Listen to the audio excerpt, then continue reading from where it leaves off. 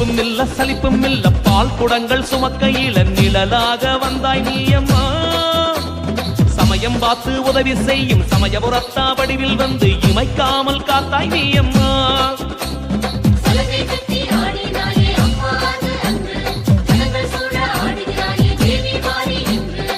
மீனாட்சி பாலகன் கண்ணாட்சி செய்கின்ற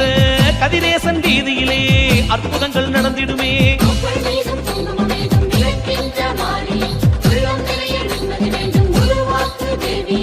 ஆதித்தாயே போதிப்பாயே ஆடிப்பூர